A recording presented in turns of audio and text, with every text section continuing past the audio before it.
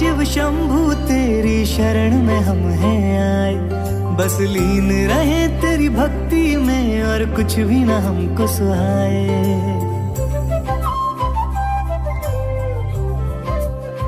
ओ भोलेनाथ शिव शंभू तेरी शरण में हम हैं आए, बस लीन रहे तेरी भक्ति में और कुछ भी ना हमको सुहाए। देवों के देव मेरे महादेव हम तेरा ही ध्यान लगाए, इस रोम रोम और कण कण में प्रभु तुम हो समाए, तुम हो समाए। शिव की रात है घर घर में महादेव है सबने सजाए, बड़े बोल्ड और सण से का महादेव को भोग लगाए। शिव की रात है घर घर में महादेव है सबने सजाए, मेरा रोम रोम और कण कण गाए ओम नमः शिवाय। महादेवा ओम नमः शिवाय, ओम नमः शिवाय, ओम नमः शिवाय, ओम नमः शिवाय। शंभो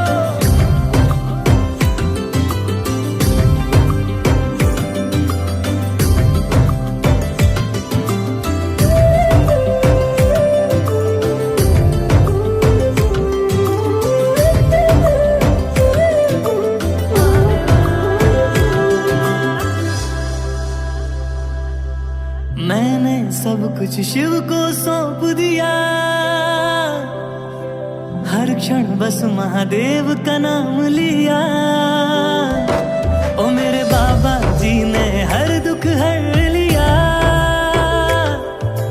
बिन मांगे भक्तों को सब है दिया। तो आओ प्रभु को पाज से सजाए, मिलजुल के शिव रात्रि मनाए। देवों के देव मेरे महादेव हम तेरा ही ध्यान लगाए, इस रोम रोम और कण कण में प्रभु तुम हो समाए, तुम हो समाए।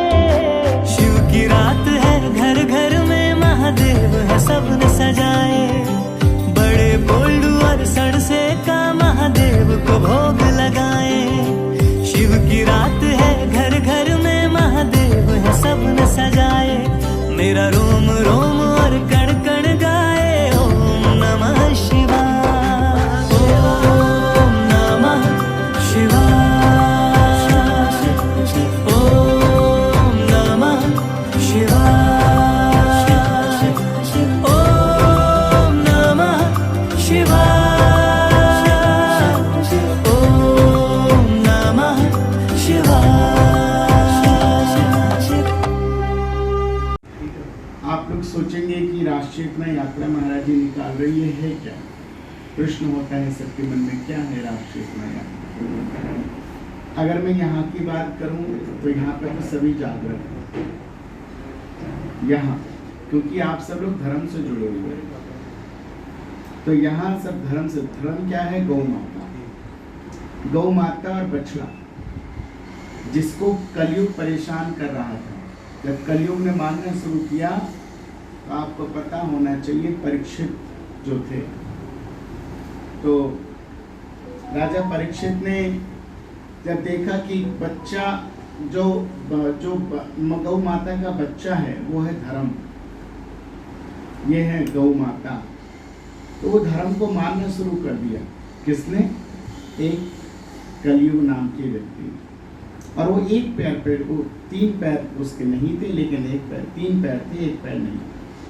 जब मानना शुरू किया तो गौ माता रोने लगी, बहुत रोने लगी। तो बछड़े ने कहा कि माँ क्यों रो रही हो, ये तो बताओ, क्या कारण है आपके रोने का? क्या आप इसलिए रो रही हो कि मैं 3 पैर पे, मेरे 3 पैर नहीं है, मेरा 1 पैर नहीं है? किस लिए रो रही हो आप, ये तो बताओ। क्या इसलिए रो रही हो कि भगवान श्री कृष्ण हमें छोड़कर चले गए? कोई तो कारण होगा जो आप रो रही हो।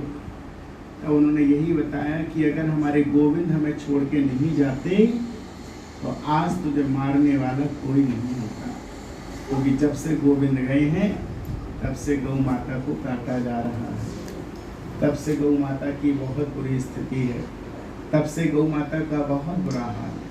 और ऐसे कलयुग का प्रभाव पड़ने से हम गौ माता के गौवंश को नाश होने में जरा भी समय नहीं लगेगा। तो ये बात मैंने इसलिए आपको सुनाई क्योंकि श्रीमद् भागवत महापुराण की मुख्य कथा यहीं से शुरू होती है, इसी स्थान से। तो आप लोग गौ माता की रक्षा कर रहे हैं, धर्म की रक्षा कर रहे हैं, और एक साथ नहीं, इस धर्म की रक्षा में सबसे पहला अगर हम कहें बात अगर किसी की लें तो गुरु गोविंद सिंह का नाम लेते हैं। गुरु गोविंद सिंह, उनका नाम किस लिए लेना चाहिए? क्योंकि वही एक ऐसा व्यक्ति था जिसने अपने बच्चों को धर्म की रक्षा के लिए दीवार में चुनवा दिया था, दीवार में चुनवा दिया था। इन सिखों की इस देश की आजादी में बहुत बड़ा हिस्सा रहा, धर्म की रक्षा के लिए इन सिखों ने बढ़ चढ़ के हिस्सा लिया। और आज भी धर्म रक्षा के लिए देखिए यहाँ सिख समाज और आप सब लोग एक साथ मिलके धर्म की रक्षा कर रहे हैं। यही कहते हैं राष्ट्र चेतना यात्रा, यही राष्ट्र चेतना और कुछ नहीं। इसलिए मैं यही कहना 5 मिनट के लिए मोबाइल साइलेंट कर दूं, क्योंकि मैं बहुत ज्यादा तो वैसे नहीं बोलूंगा, क्योंकि मुझे आगे भी कार्यक्रम में जाना है और दूर भी इतना है। मैंने सोचा पास होगा, रानिया सोचा कि कोई रानी का महल होगा, रानिया। और सच में ये भी ये रानी का महल ही है, गौ माता हमारी रानी है, रानी का महल ही था ये लोग, मतलब मैंने सही आइडिया लगाया। तो ये भी गौ माता तो रानी है, जगत की रानी है, और उसके महल में हम बैठे हैं। लेकिन समय की थोड़ी पराकाष्ठा है, समय आगे और भी जगह देना है, 4 बजे पहुंचना है। तो इसलिए मैं कुछ महत्वपूर्ण मुद्दों पर बात करूंगा आज। अभी हमारी शिष्य डॉक्टर शोभा ने कहा, किसी ने कहा आप कौन हैं, उनका परिचय लिया, तो आपने उनको कहा कि ये महाराज जी की माता जी हैं, ये महाराज जी की माता जी हैं। उन्होंने बहुत गलत इंट्रोडक्शन दिया। इंट्रोडक्शन देना चाहिए कि महाराज जी इनके बेटे हैं। इंट्रोडक्शन ये नहीं कि महाराज जी की माँ है, नहीं, महाराज जी इनके बेटे हैं, ये इंट्रोडक्शन। अब आगे से यही देना है, भूल मत कर देना। तो हम और हमारी माता जी एक नहीं, अब तो पूरे भारतवर्ष में भ्रमण कर चुके हिंदुओं को जगा रहे हैं, पूरे भारतवर्ष। मेरी सिर्फ 2 यात्रा रह गई थी, एक थी हरियाणा और एक पंजाब। हरियाणा तो हो गई, अब पंजाब की रह गई। 11 तारीख को इसका समापन गुड़गांव में होगा। और उसी पायदान पे मैं आज सिरसा में कल पहुंचा, तो हमारे बहुत प्रिय सनातन धर्म की सेवा करने वाला हनुमान जी का परम भक्त हमारा शिष्य है विशु, जिसने भी इसको जन्म दिया। इसकी माँ की कोख बड़ी भाग्यशाली है जो ऐसे पुत्र को जन्म देती है जो सनातन के लिए हमेशा खड़ा हुआ, धर्म रक्षा के। तो इसने कहा गुरुजी आप आइए, आपका स्वागत है। मैंने कहा मैं सिरसा में किसी को नहीं जानता। बोले आपका बच्चा यहाँ बैठा है, मैं इतने सारे आपके शिष्य बना दूंगा, आपको चिंता ही नहीं होगी। और आज मुझे लग रहा है शिष्य तो नहीं, ये मेरा परिवार है, आप सब मेरे परिवार के व्यक्ति हैं, हम सब एक हैं, गुरु शिष्य नहीं, हम सब परिवार हैं। और आज मैं अपने बड़े परिवार को गौशाला में देख रहा हूँ। विशु आपका धन्यवाद, आपने इतने बड़े परिवार को हमसे आज भेंट कराया, मिलाया। इससे पहले शिव मंदिर में आपने कार्यक्रम किया।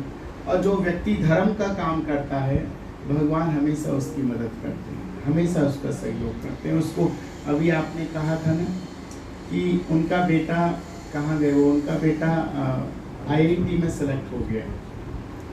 किस लिए हो गया? इसलिए नहीं कि उसने पढ़ाई बहुत अच्छी करी, वो तो की, सब इसलिए क्योंकि वो गौ माता की सेवा करते हैं। जब आप परोपकार करते हैं, धर्म का काम करते हैं, तो धर्म भी आपकी रक्षा करता है। धर्मो रक्षति रक्षता, आप धर्म की रक्षा करोगे तो धर्म आपकी रक्षा करेगा। That's you know, ये आपको जानना होगा। और गौशाला में दिया हुआ दान, शमशान भूमि में दिया हुआ दान कभी भी व्यर्थ नहीं जाता। आप जितना देंगे उतना डबल होके मिलता है। धर्म के लिए जब भी दान करें, खुल के करें। 4 करेंगे 8 मिलेगा, 8 मिलेंगे 16, डबल मिलता है। धर्म का किया हुआ था। इसीलिए मैं आज ये बताने आया हूं, अपने धर्म की रक्षा के लिए जाग जाइए। आज गौ माता का जगह जगह मैं देख रहा हूं, हर जगह गौ को कटान हो रहा है। मैं किसी राजनीतिक नेता की किसी की बुराई नहीं करना चाहूंगा, किसी की भी नहीं, क्योंकि मैं किसी व्यक्ति का नेता का नहीं हूं, ना किसी पार्टी का हूं। मैं सिर्फ सनातन धर्मी हूं और हनुमान जी का भक्त हूं। गौ मेरी माता है और गौ के लिए बोलना मेरा अधिकार है। मैं बोलूंगा चाहे कुछ भी हो। मैं ये कहता हूं कि जब गौ माता को बेचते हैं, कुछ लोग जो गौ माता दुधारू होती है तो घर में रखते हैं, जब गौ माता बूढ़ी हो जाती है तो उसे सड़कों पे छोड़ देते हैं। कलयुग, और यही कलयुग का चरम है कि अगर हमारे माता पिता हमको प्रेम देते रहे, पैसा देता रहे, प्रेम छोड़ो पैसा देते रहे, तो बच्चे खूब प्यार से रखेंगे। और जहाँ माता पिता बूढ़े हुए, पिताजी रिटायर हुए और देने के लिए कुछ नहीं बचा, तो वही माता पिता हमारे वृंदावन आश्रम में पहुंच जाते हैं। कहाँ? वृद्धा आश्रम में। भैया इनके देने पर कुछ नहीं है महाराज, पैसा देते रहेंगे, इनकी सेवा तुम कर लो, हमसे नहीं होगी। मैं झूठ तो नहीं बोल रहा हूँ, यही हो रहा है आजकल हमारे वृंदावन में। तो इतने आश्रम, वृद्धा आश्रम है, हर जगह बन रहे हैं। मुझे लोग बोलते हैं महाराज जी वृद्धा आश्रम का उद्घाटन कर दीजिए। मैंने कहा जीवन में नहीं करूंगा, न जाने कब मेरी माँ यहाँ आके रहने लगे। उस चीज का निर्माण ही नहीं करना। हमें ये सोचना है कि हमारे समाज के अंदर, यहाँ बुजुर्ग बैठे हैं बाबूजी, बहुत मुझसे तो बड़े उम्रदार हैं, एक्सपीरियंस ज्यादा होगा, है ही। आप ये बता दीजिए, वृद्धा आश्रम या अनाथ आश्रम या अन्य कोई आश्रम आपको किसी और धर्म में मिलता है? इस्लाम में मिलता है? नहीं मिलता। ये सिर्फ आपको हिंदुओं में मिलता है, नहीं मिलेगा। लेकिन कहाँ मिलेगा? हमारी हिंदुओं में मिलेगा। उनके 4-4, 6-6 बच्चे जो हैं वो अपने माँ बाप को पाल लेते हैं, कर लेते हैं। यहाँ 2-2 होते हैं, वो भी नहीं पाल पाते। आप सोचिए, अन्य किसी धर्म में आपको नहीं मिलेगा, ना क्रिश्चियन कम्युनिटी में मिलेगा, ना आपको इस्लाम में मिलेगा, लेकिन हमारे यहाँ जरूर जरूर मिलेगा। क्यों मिलता है मुझे ये बता दीजिए। क्या ये विचार का विषय नहीं है? क्या हम अपने माता पिता के साथ नहीं रह सकते? क्या उनकी सेवा नहीं कर सकते? मैं कहता हूँ गौ माता की सेवा बाद में करो, पहले घर में जो माता पिता है उनकी सेवा कर लो, अपने आप गौ माता की सेवा लग जाएगी। मंदिर जाना छोड़ दो, लेकिन माता पिता को रोज सुबह शाम प्रणाम कर लो, तुम्हारी सेवा हो गई।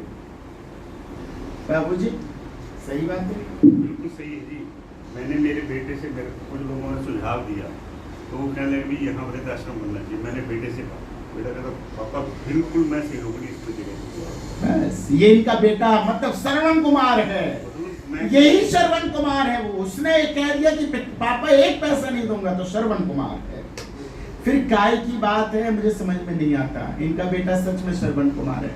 मेरे भाइयों, अपनी युवा पीढ़ी को बचाइए, उसको समझाइए और अपने सनातन धर्म के लिए उसको प्रेरित कीजिए। कैसे भी कीजिए, कुछ भी कीजिए, उनको अच्छी अच्छी बातें कैसे प्रेरित करेंगे। देखिए मैं आपको एक बात बता रहा हूँ, बहुत अहम बात। जिंदगी का किसी का कोई भरोसा नहीं है। कोई भी नहीं कह सकता कि मैं आज से 1 घंटे बाद जीवित रहूंगा। आप सड़क से निकल रहे हो, कब पीछे से कोई मार दे और सुहा गोविंदाय नमो नमः, किसी को कोई पता है? किसी के जीवन का anybody can give me guarantee. कोई गारंटी दे सकता है कि मैं 1 दिन के लिए जीवित रहूंगा? कोई गारंटी लिख के दे दे अपनी स्टाम्प पेपर पे, मैं मान जाऊं, लेकिन कोई लिख के नहीं देगा। लेकिन आप मुझे इतना बता दीजिए, हमारे पास, हमारे भारत को बनाने के लिए हमारे पास क्या है? हमारे भारत को सुंदर निर्माण भविष्य करने के लिए हमारे पास हमारी जमा पूंजी नहीं, हमारे बच्चे, हमारी युवा पीढ़ी जो आगे चल के इस भारत का मार्गदर्शन करेगी। इसीलिए बच्चों को सही संस्कार अगर दोगे तो आपके घर में कभी भी आप ना कभी वृद्धाश्रम में कोई रहने जाओगे, ना कहीं कोई परेशानी होगी, और इस भारत का निर्माण भी होगा। इसलिए सबसे बड़ी नींव आपके अपने बच्चे, उनको अच्छे संस्कार दीजिए। उनको बताइए डेली महादेव पे 1 लोटा जल चढ़ाएं। उनको बताइए डेली हनुमान चालीसा का पाठ करें, डेली सूर्य देव भगवान को जल चढ़ाएं। आप जो चाहेंगे वो मिलेगा। एक बार विश्वास तो करके देखिए। लेकिन हम लोग सिर्फ एक ही चीज में पड़े हुए हैं। किसमें? माया में। कौन सी माया? ये दौलत जो तू कमाता है कब आएगी तेरे काम? पर ये तो बता बंदे की धन भला हुआ किसका गुलाम। समझा गए उपदेश हरिश्चंद्र कृष्ण और राम की दौलत तो नहीं रहती है, रहता है सिर्फ नाम। क्या रहता है? नाम। जो आपने इस देश के लिए काम किया वो रहता है।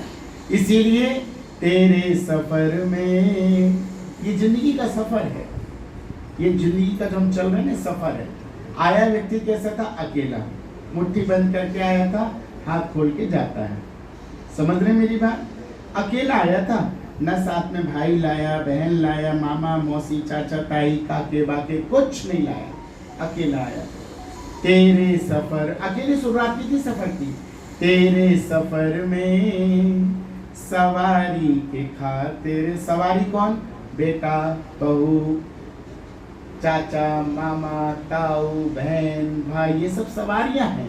तेरे सफर में सवारी के खातिर कंधों पे, ये कंधे हैं, कंधों पे ठठरी का ठेला रहेगा।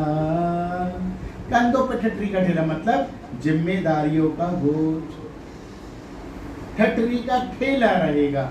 और रे मन ये 2 दिन का मेला रहेगा, कायम न जग में झमेला रहेगा। कुछ भी नहीं रहेगा, कुछ भी नहीं। हमारी जिम्मेदारियां, मैं एक ही बात आप लोगों से कहना चाहता हूँ, जितना जीवन भगवान ने दिया है वो सनातन की रक्षा में लगाइए। गुरु गोविंद सिंह से सीखिए, उन्होंने क्या कहा, क्या कहा उन्होंने, आप सबको पता है। अपने बच्चों को धर्म की रक्षा के लिए चुनवा दिया। और आज हम लोग क्या कर रहे हैं? हम क्या करते हैं? अपने बच्चों को क्या शिक्षा दे रहे हैं? कौन से धर्म का पाठ पढ़ाते हैं? कितने लोग ऐसे हैं जो अपने बच्चों को कहते हैं सुबह को सूर्यदेव को जल चढ़ाओ, बल्कि मुझे यहाँ तो बोलने वाले ये तो मिल जाएंगे, महाराज जी कहते लेकिन सुनते नहीं। क्यों नहीं सुनते? आप में इतनी ताकत क्यों नहीं कि आपके बच्चे आपकी बात नहीं मानते? यहीं पे कलयुग पैदा हो गया। क्यों? क्योंकि आपने बच्चों की सुनना शुरुआत कर दी। पहले था माँ बाप बच्चों को सुनाते थे सुनो, अब होता है बच्चे कहते हैं पिताजी सुनो। यही फर्क हो गया। जब यहाँ फर्क आ गया, जब बच्चों की सुनोगे तो जो वो कहेंगे वो करोगे, फिर आपकी तो जिम्मेदारी खत्म। इसलिए अपने पिता तत्व को समझो, माता तत्व को समझो, कृपया करके अपने बच्चों को अपना अधिकार बताओ कि हमारा अधिकार क्या है, मेरा अस्तित्व क्या है। मैंने तुम्हें जना है, तुम मेरी संतान हो। ओमकार बिंदु संयुक्तम नित्यम ध्यायन्ति योगिना कामदम मोक्षदम चैव ओमकाराय नमो नमः। कौन है शिव, कौन है राम? शिव में कितने अक्षर हैं? कितने अक्षर हैं? और राम में कितने अक्षर हैं? शिव ने कहा मैं श्रृंगार करता और राम ने कहा मैं पालन करता, मैं पालता हूं। तो राम ने 2 अक्षर में मेरा राम, और इसी राम ने पूरा शरीर बना दिया। 2 ही अक्षर में पूरा शरीर 2 अक्षर में बनाए, 3 अक्षर का बना ही नहीं। गिन लो, बाल, माथा, भौहें, आंख, नाक, कान, गाल, होठ, दांत, जीभ, मुंह, गला, कंधा, छाती, पेट, पीठ, हाथ, जंघा, पैर, सब कितने? 2 में ही। बाल तक सब 2 में ही है ना। ये 2 अक्षर में क्यों है? क्योंकि ये 2 अक्षर का शरीर 2 अक्षर में ही मिल जाएगा। अंत में क्या बोलते हैं बाबूजी? राम नाम सत्यम परम धीमहि। इसी 2 अक्षर में मिलता है, इसलिए मेरे बाबा ने, मेरे राम ने 2 अक्षर में बनाया। और ये भी बोल दिए मेरे राम जी कि इसी 2 अक्षर की स्थिति में आपको भेजूंगा। क्या स्थिति? जिसको कहते हैं शव। शव में ही तो जाते हैं, और शव कहाँ समाता है? शिव में। और शमशान का राजा कौन है? शिव। शमशान का राजा कौन? शिव। तो उसी शिव में सब समा जाता है। राम नाम का ये शरीर 2 अक्षर का जो शरीर 2 अक्षर में ही मिल जाता है। इसीलिए इसको मिलने से पहले जानो पृथ्वीराज चौहान ने क्या किया, छत्रपति शिवाजी ने क्या कहा, गुरु गोविंद सिंह ने क्या कहा, गुरु नानक देव ने क्या कहा, ये समझ लो।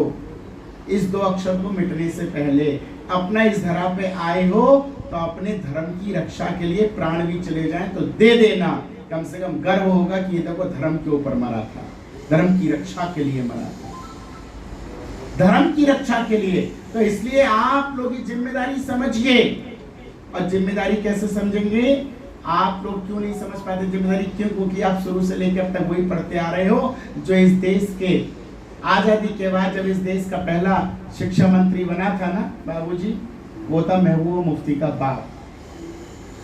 और जिस व्यक्ति ने सनातन संस्कृति को, हम लोग, आपके बच्चे क्या पढ़ते हैं? अकबर का जन्म कब हुआ था, शाहजहां का जन्म कब हुआ था, है?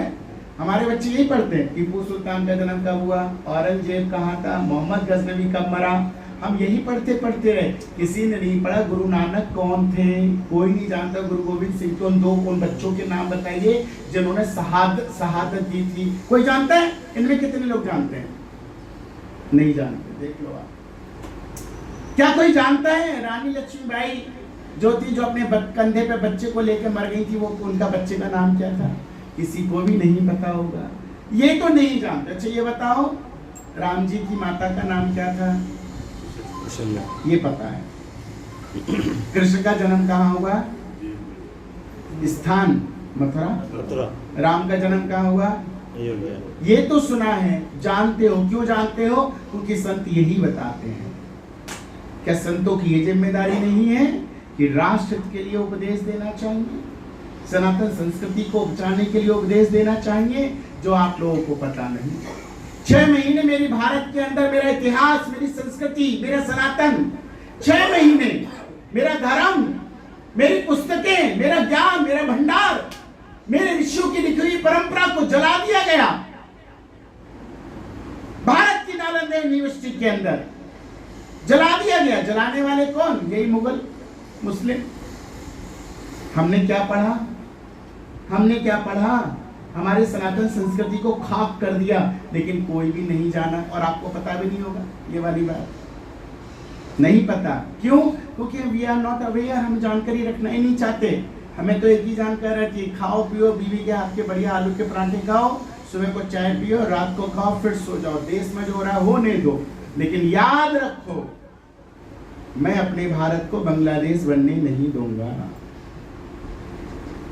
मैं अपने भारत को अफगानिस्तान नहीं बनने दूंगा जब तक मेरे अंदर प्राण है। ये याद रखो। आप लोग भले ही पल्ला झाड़ लो, आप लोग भले ही गुरु गोविंद सिंह की शहादत को भूल जाओ, आप लोग भले ही गुरु नानक जी को भूल जाओ, लेकिन मैं भूलने वाला नहीं हूं, क्योंकि आप लोगों ने जिम्मेदारी ही नहीं ली इस भारत को बचाने के लिए। आप देखो, आज हमारे भारत में आके शरण ले रही है, 3, 4, 5 दिन से यहीं पड़ी हुई है शेख हसीना साहब। पढ़ी है नहीं पढ़ी है? वहां क्या हो रहा है? क्या हो रहा है? हिंदुओं के घरों में उनकी पूजा कर रहे हैं। ये लोग क्या कर रहे हैं? जला रहे हैं। दर्द हो रहा है? मार रहे हैं, काट रहे हैं। नहीं, आपको दर्द हो रहा है? किसी को हो रहा है दर्द? नहीं हो रहा? दर्द हो रहा है, पीड़ा हो रही है। ये सोच रहे अरे बांग्लादेश के तो हिंदू में, हमारे कोई नहीं। यही तो सोच रहे हैं, सभी यही सोच रहे हैं। आज भी यही सोच रहे हो। कल को भारत में जब चलेंगे ना, मान लो रानिया में आग लग गई, रानिया में इन लोगों ने कुछ कर दिया, तो पता है सिरसा वाले, अरे रानिया में ही तो हुआ, हमारे को ही हुआ, बैठे रहो। यही तो दिक्कत है हम लोगों में। हम लोग देख कर भी चेतते नहीं हैं, हम देख कर भी अपने धर्म को बचाने का प्रयास नहीं करते। क्यों नहीं करते? ये आंखें तब खुलेंगी जब तुम्हारे घर में खुद के आग लगेगी। अगर पहले ही होशियार हो जाओ, अपने घर को बचा लो मेरे बच्चों, अपने घर को बचा लो। ये देश के गद्दार हैं। मैं उन गद्दारों की बात कर रहा हूं जो जिहादी मानसिकता रखते हैं, भारत की, भारत का खाते हैं और भारत के सामने, भारत के लिए बोलते हैं कि भारत तेरे टुकड़े होंगे इंशाअल्लाह, इंशाअल्लाह। क्या आप होने दोगे? आप कोई होने देगा? बोलो, नहीं होने दोगे। खाली बोलने से, करने से। मेरी बात को सुनोगे या इसको आगे भी पहुंचाओगे? आगे पहुंचाओगे नहीं। बचा लो, ये देश तुम्हारा है, ये याद रखो। ये राष्ट्र है तो धर्म है, और धर्म नहीं तो कुछ भी नहीं। हर देश की पहचान उसके धर्म से होती है। अफगानिस्तान में क्या हुआ था आपको भी पता होगा। हरदीप पुरी साहब अपने सर पर रख कर लाए थे गुरु ग्रंथ साहब को, नहीं लाए थे? चाहते तो वही छोड़ाते, लेकिन क्यों लाए? क्योंकि देसी खत्म हो गया। सोच लो, भारत भी अगर खत्म हो गया तो मंदिर माला जपते रह जाओगे, कुछ नहीं बचेगा। हम तो एक ही बात में रहते हैं, हम दो हमारे दो, और ये कहते हैं हम दो हमारे गिन लो, ये तो कहते हैं। और अब तो इतनी परंपरा बाबूजी हो गई है, सुप्रीम कोर्ट ने आदेश दे दिया लिविंग रिलेशनशिप मन चाहे रहो, बच्चे करने की कोई जरूरत ही नहीं। और आपको पता नहीं, ये सारे कानून सुप्रीम कोर्ट जो बनाती है सिर्फ हिंदुओं को बर्बाद करने के लिए। लिख के रख लो, what is the meaning of the game. हमारे भारत में हो गया जो कभी फॉरेन का कल्चर था, भारत में हो गया। सुनिए बाबूजी, सही है, मैं गलत तो नहीं बोल रहा? सुप्रीम कोर्ट ने कर दिया, भारत की जो पाश्चात्य संस्कृति सब हमारे भारत में आ गई, लिविंग रिलेशनशिप हो गया, गेम की परंपरा हो गई, सब लड़के लड़के भी शादी करेंगे। बताओ क्या होगा इस भारत का? ये भारत संस्कृति का देश है। राम कृष्ण जन्म नहीं है, राम ने, कृष्ण, गुरु गोविंद सिंह ने, हम सब ने जन्म लिया है यहाँ। आप सोचिए, तपस्वी संतों ने जन्म लिया है, और ऐसी भारत की संस्कृति ऐसी सर्वनाश हो रही है, और हम लोग आंखें बंद करके बैठ रहे हैं, ना कुछ बोलते हैं ना कुछ कहते हैं। कि क्या आपको क्या लगता है, अरे नेता बैठे हैं वो करेंगे, ये प्रश्न होगा जरूर। अरे केंद्र सरकार में बैठे ना मंत्री संतरी, ये बोलेंगे क्यों? उनने ठेका लिया है, हमारी जिम्मेदारी नहीं बनती? हमारी जिम्मेदारी बनती है। एक बार धरना प्रदर्शन देख के बैठो, ग्रुप में जाके जाओ, ग्रुप में जाओ, हम लोग नहीं जाते। और अभी कोई मुसलमान को कोई प्रॉब्लम हो जाए तो अपने साथ 100 मुसलमानों को लेकर थाने में पहुंच जाएगा, धावा बोल देगा। और आपका एक हिंदू और मर रहा हो ना, तो उसके साथ उसके घर के लोग भी इकट्ठे नहीं होते। अगर मैं गलत कह रहा हूं तो मेरी बात को बता दो, क्यों? क्योंकि हम ये यूनिट नहीं है, एकता नहीं है। गुरु नानक देव सबको इकट्ठा करके चलते, सबको एक साथ लेके चलते थे, इसलिए हर घर में उनकी तस्वीर होती है। आज भी हम लोग गुरु गोविंद सिंह को मानते हैं, हम जानते हैं इन्होंने क्या नहीं किया इस देश के लिए, संस्कृति के लिए। तो आप लोग क्यों नहीं उस चीज को मानते? कृपया करके पढ़ो पढ़ो पढ़ो पढ़ो, पढ़ना जरूरी है, लेकिन अपने जीवन में अपनी सनातन संस्कृति को जुबान अपने उतारना है। मुझे कोई और आपसे कुछ नहीं कहना, इस देश को बचा लो बस, और जिहादियों से बचा लो। हमें खतरा कश्मीर के अंदर जो खतरा हुआ था ना, वो पाकिस्तान के मुसलमानों से नहीं हुआ था, उनके घर के ही मुसलमान थे। और ये वो मुसलमान थे जो घर में संडासे साफ करते थे, और एक दिन उन्होंने उन्हीं को, जिनको बहन बन के राखी बंधवाते थे, जिसको भांजी बोल के कहते थे बेटा तू मेरी भांजी लिए मिठाई खा ले, और उन्हीं भांजी के साथ बर्बरता करी, उनके साथ बलात्कार किया। अपनी बहनों को, जिनको बहन बोलते थे, उनको वहां से खदेड़ खदेड़ के कश्मीर से फेंक दिया बाहर। सोच लो, कोई पाकिस्तान का मुसलमान नहीं आया था, नहीं आया था पाकिस्तान का, कहाँ का था बोलो? कश्मीर तो हिंदू अपना ही है, भारत का हिस्सा है, कहीं और का तो नहीं था, हिंदुस्तान का ही तो था। वो भी जो थे ना जी मुसलमान, वो हमारे हिंदुओं से बने हुए थे, बस कन्वर्टेड, जिसको सुन्नी कहते हैं, सुन्नी मुसलमान। आप सोचिए, तो ये जब हमारे अपने तो ये है नहीं, क्योंकि अपनों को ही मारा। तो अच्छा सुनिए, आपने बड़ी अच्छी बात की, सुन्नी मुसलमान थे। ये वो मुसलमान हैं जिन्होंने मोहम्मद साहब के नवासों को मारा।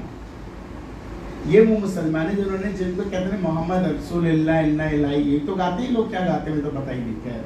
मैं तो हनुमान चालीसा के अलावा कुछ नहीं जानता। तो ये लोग जो मैंने सुना है, मोहम्मद रसूलुल्लाह इन्ना इलाही जो बोलते हैं, तो मोहम्मद जो हैं, मोहम्मद साहब जिनको मानते पैगंबर जो इनके, इन्होंने उन पैगंबर साहब की बेटी, दामाद, नवासे सबको मार दिया था इन्हीं लोगों ने। सोचो, अपने ही लोगों को मारा इन्होंने। इनके सामने चित्र छेड़ दो करबला की, ना यहाँ से भागते हुए नजर आएंगे तो बताना। करबला की कहानी याद है? करबला पता है कहाँ है? करबला नहीं पता? काबुल में है। काबुल एक देश है, आज भी है, वहाँ करबला है। उस करबला में इन लोगों ने, वहाँ मोहम्मद साहब की बेटी, दामाद और नवासे रहते थे, तो वहाँ पे इन्होंने उनके घर में आग लगा दी थी। जब मोहम्मद साहब के नवासे भागे तो एक अपने हिंदू राजा प्रताप सिंह थे, वहाँ रहते थे काबुल में, उन्होंने उनको शरण दी। सोचिए, मोहम्मद साहब के नवासों को उन्होंने बचाया था अपने अंदर, और अपने प्राणों की आहुति दे दी थी उन बच्चों को बचाने के लिए। ये हिंदू का काम है, लेकिन ये लोग घर में ही घुस के मारते हैं। मेरी बात हो सकता है किसी को गलत लग रही हो, लेकिन गलत लगे तो आपने यहीं छोड़ जाना, अच्छी लगे तो शायद जीवन में इसको अपना लेना अगर अच्छी लगे तो, और आगे चल के अपनी पीढ़ी दर पीढ़ी आगे बच्चों को बताना, उनके उज्जवल भविष्य के लिए उनको ये सब चीज़ बताना। आप लोगों ने मुझे सुना, इसके लिए बहुत बहुत धन्यवाद। गौशाला का धन्यवाद। आइए हनुमान चालीसा का पाठ करें।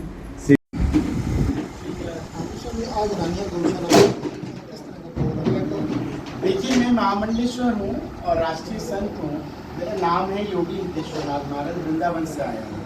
और ये राष्ट्रहित में यात्रा जो पूरे संपूर्ण हरियाणा में निकल रही है, इसका सिर्फ एक ही मतलब है कि भारत को सनातन हिंदू राष्ट्र बनाना। इसलिए क्योंकि सबको जगाना बहुत जरूरी है कि जो आज बांग्लादेश की स्थिति है वो कल को भारत की ना हो जाए। तो इसलिए हिंदू जागो जागो जागो, ऐसा ना हो कि तुम्हारे घर भी जल जाएं, तुम्हारे मंदिर भी जल जाएं। और तुमको तो आज शेख हसीना को तो भारत ने शरण भी दे दी, लेकिन कहीं ऐसा ना हो कि तुम कहाँ भागोगे।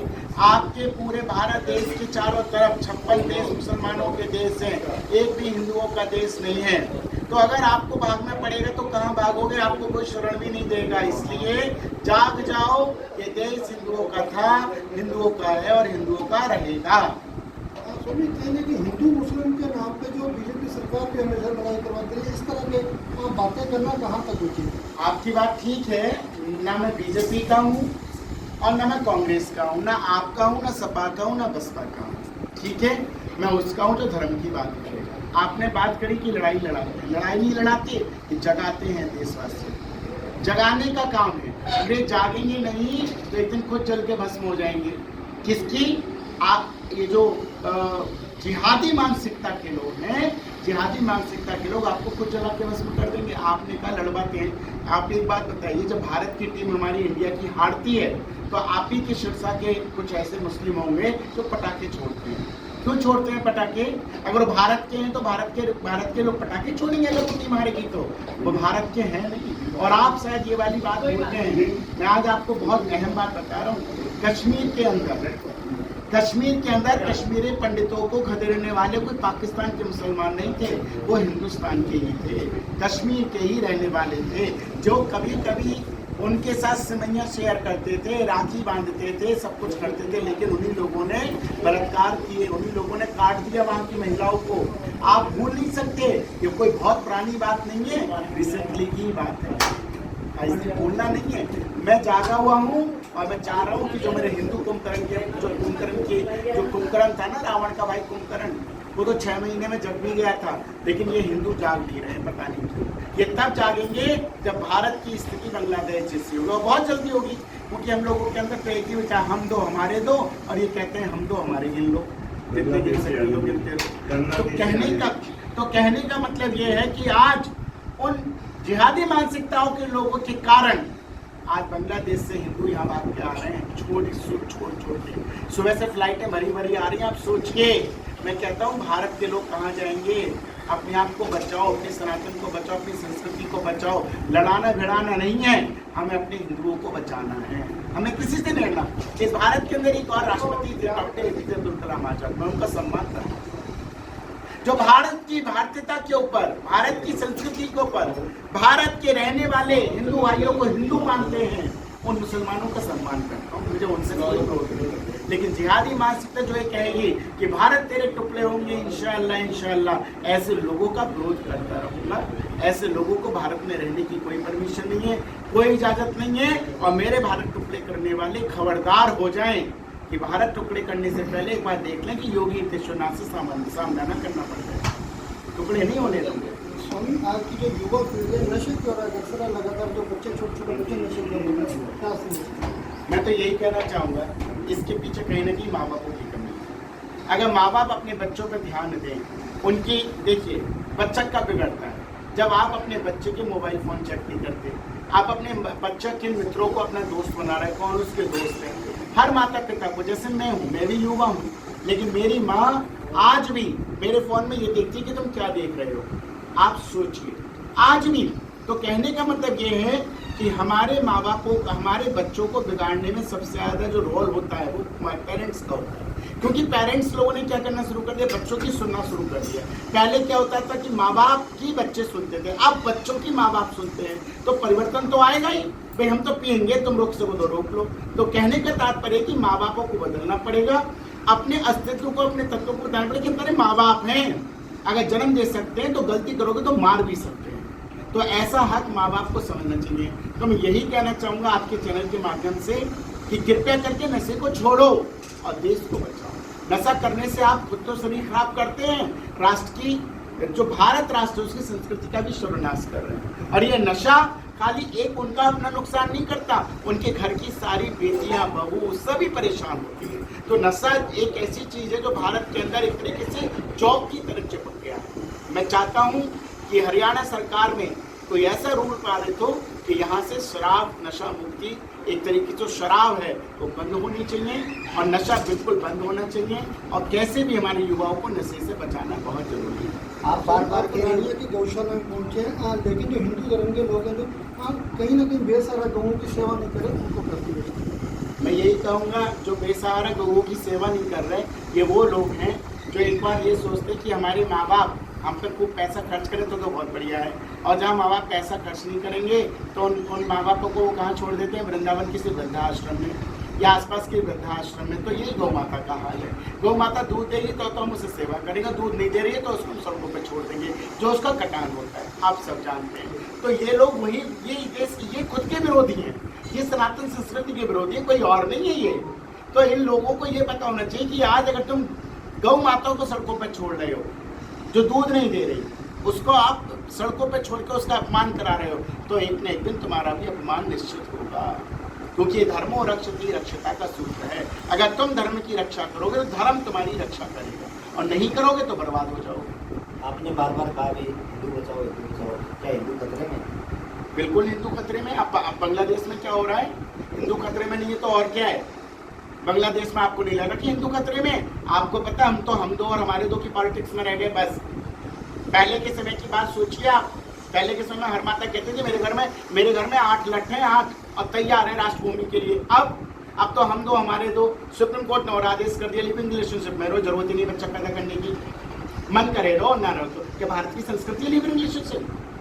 आप बताइए, क्या पहले कभी हमने सुना? क्या कभी हमारे देश में ऐसा हुआ? लेकिन अब हो रहा है। क्यों हो रहा है? क्या इसके लिए हमें आवाज उठानी चाहिए? क्या है लिविंग रिलेशनशिप?